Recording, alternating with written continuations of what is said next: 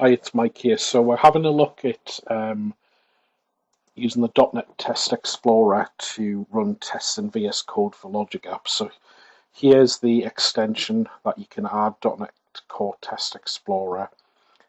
When you add it, it'll basically add this menu here.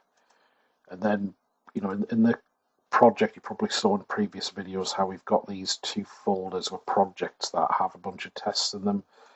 That means they'll show up in the window here, and you can kind of go and run a test. So, for example, if I want to run this test here, actually a useful little widget is you can bring up the log to see what's going on. So if I run that test, you can see it.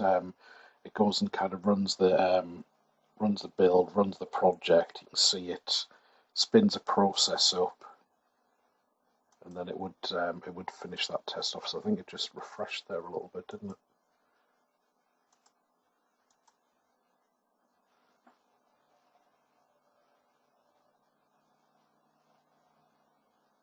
There we go. So that was finished successfully. So you can run a bunch of tests like this. For example, let's just run these ones here.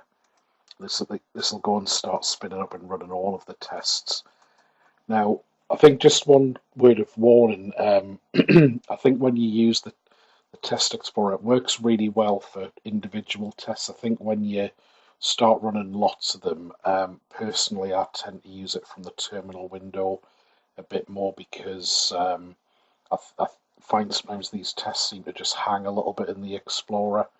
But I think if you're going to run a one-off test or you want to debug a test, this tool works really quite well.